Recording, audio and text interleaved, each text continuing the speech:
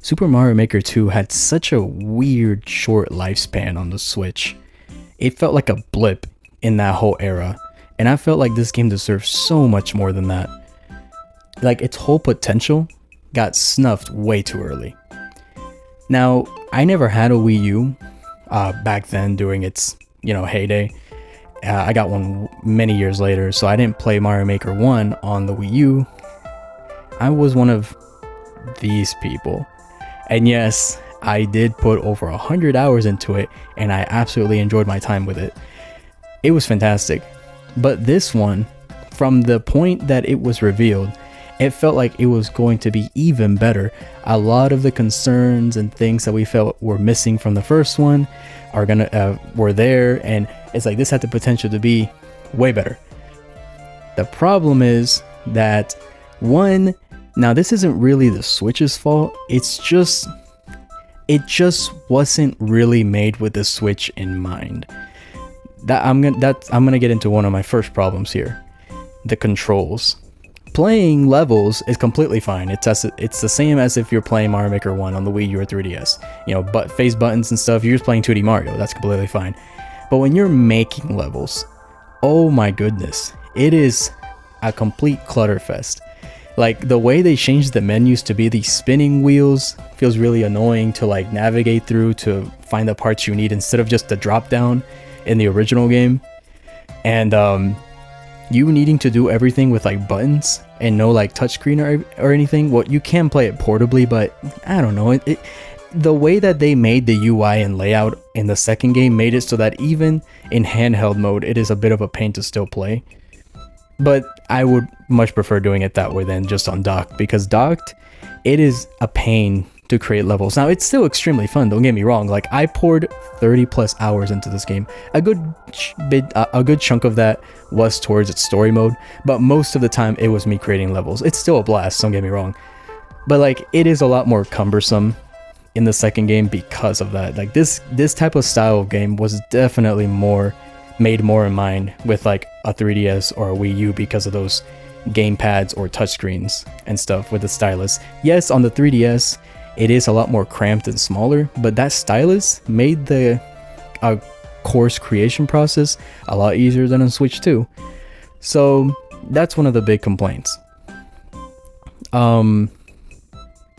Another complaint is that World Maker. This was added as like the last major content update, and you could create worlds, which that sounds awesome. And like just the sound of that blew my mind. I was like, there's no way. Now, what was the problem? It felt very bare bones. It didn't feel anything like an actual like 2D Mario like world that you would, select stages on, the world map. It felt like it was trying to emulate that Super Mario World, but it just doesn't. And you can only have like 4 or 5 levels per world, which just doesn't feel that substantial. But you can have up to 8 worlds, which that's very neat. And each of them, you can theme it around whatever theme you want, which again is neat. But like, I don't know, it felt so limiting. Like, I wanted to create as many levels so that I can fill out a whole 8 worlds with like the max number of levels. But when I saw how limiting that World Maker was, I just lost all steam and interest to doing so. So I kind of just stuck with one very basic world with like 3 or 4 levels, and that's it. And that's not good. In Mario Maker, you want to keep on making, whether it's levels or worlds and stuff. Like, that's a huge part of the game. Yes, I know that probably most people just play the levels that people make, but I'm one of the people that likes pouring their time into making rather than playing. So that was kind of a big miss, but I still think it's neat. It's like I said earlier, the potential just got snuffed. A whole lot of this stuff is neat, but there's like a lot of inconveniences that kind of just get in the way of it being like fully realized. And the third and last problem I want to bring up is the lack of updates. You know how long the first Mario Maker on Wii U lasted with updates, content updates? Only 3 months. I think there was like 4 updates, 2 in September, 1 in November, and the last one in December 2015. That's it. And I honestly think that's kind of sad, so I was hoping the second game would alleviate this. You know how long Super Mario Maker 2 lasted with its content updates? 10 months. That's it.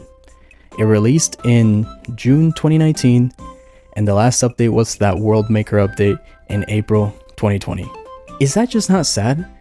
Again, that's why I say that its potential got snuffed so early.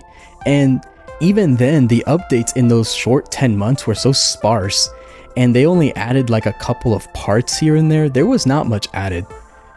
And it's like those other Mario sports titles on Switch, like Mario Tennis Aces, which lasted only like about a year with content updates. Mario Golf Super Rush and Mario Strikers Battle League, those both lasted only like half a year with content, and that was only like adding characters and stuff.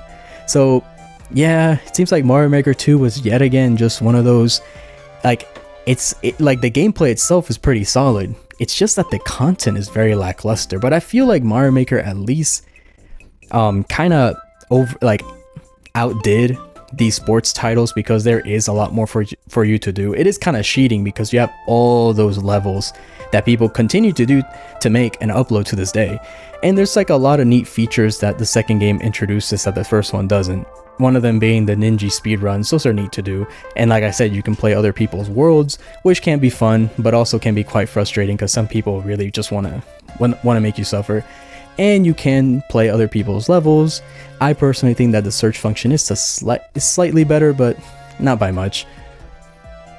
Now, when it comes to the online, I guess that's also another issue. Never mind, I have a couple more issues to bring up. The online, I wasn't even able to test it. This game's dead. Like, online play with like strangers and stuff, completely dead. I was not able to find a single session. And I've always heard that this game has like one of the worst online experiences in the whole Switch library, and I'll take you all's word for that, but I wasn't able to test it out. So that's unfortunate. Now, one thing I want to bring up real quick is a constant complaint I always hear about the second game is that it didn't bring back the costumes from the Wii U one.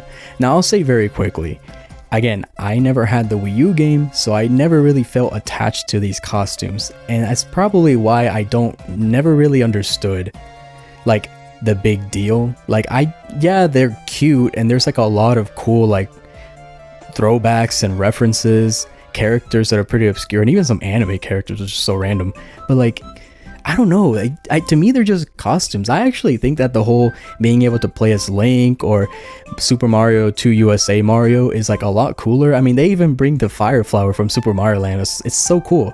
I don't know, I personally think that those additions are a little more meaningful than the costumes, but that's just me. I know it's probably a hot take in the Mario Maker community.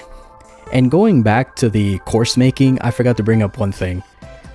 Not only is the UI a little frustrating, the layout of stuff and like using button controls and whatever is a bit more cumbersome, I also just, it annoys me to no end, and I know many people feel the same way about this, that extra game styles. They brought up this 3D world, which I think is great. I created a couple levels with it. I played many levels with this style, and it's a fantastic addition. It works surprisingly very well. But why make styles plural? That's why when that last content update happened, it shocked me, because I was like, now hold on, does that mean styles and it's just 3D world? Like what? No Mario Bros 2, no Mario Land. Like there was so much potential. It's such a bizarre thing to just leave that blank right there. Now I'm going to talk about the last mode on here, and it is the story mode. And you know what? I actually really enjoyed it. This kind of saved this game from being like, yeah, it's pretty great, nothing amazing. I think this story mode does save this game a little bit. It's a bit more grand than I thought it was going to be. Basically, it's a really cute story. So you have Toadette and her working crew trying to make a castle for Peach, and you have to basically take on jobs, and basically it's clearing people's levels, but they have like objectives for you to clear, and you get coins, and then you use those coins to buy the construction for, like, oh, you're gonna make the foyer, or you're gonna make the right tower or the left tower of Peach's castle. And sometimes some interesting events happen where, you know, one of them gets kidnapped or something, and you have to clear a level to get them back. And you even interact with like a bunch of like the icons in the course maker, like the eraser, the undo dog. It's very interesting, very cute. I like the story mode a lot. I think it's great and definitely adds a plus to this game that otherwise really needed it. Like, I don't know what else you possibly can do with a Mario Maker story, so if they ever make a third game, I don't know, just kind of do more or less the same as this, but just kind of make it a little more, you know?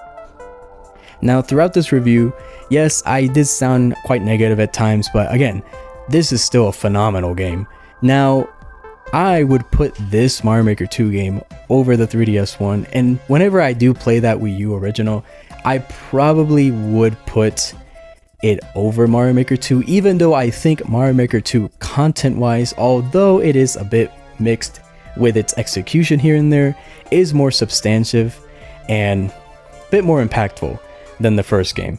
But after hearing for years that the first one is like better and that the second one is not all that good, I do get a lot of those consensus and thoughts now. Like, I do get it, but I do think it's still a fantastic game, so close to being peak, like it was so close to being perfect.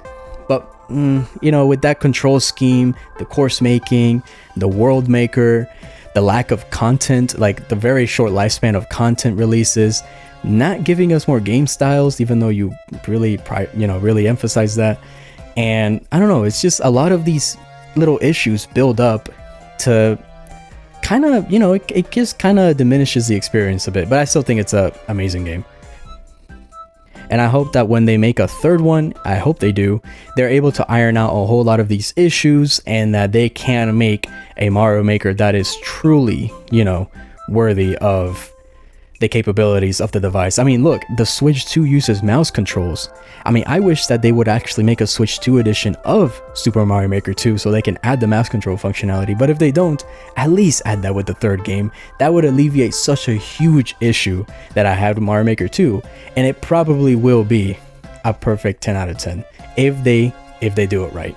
Like, this series of Mario games, like these spin-offs of Maker games, has a lot of potential.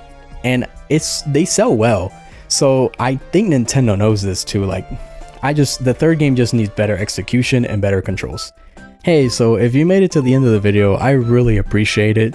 This is like my first time doing a video game review. I've reviewed other things like some manga, an anime, a movie. I've done all those, but not a game before, and it's something I've always wanted to do. So if you liked it, you know, a like and subscribe would go a really long way. It helped me out, and I don't know, I found this really fun, and hopefully I can do it with Donkey Kong Bonanza, and that's coming in the mail in a bit. So see you on the next one. Bye.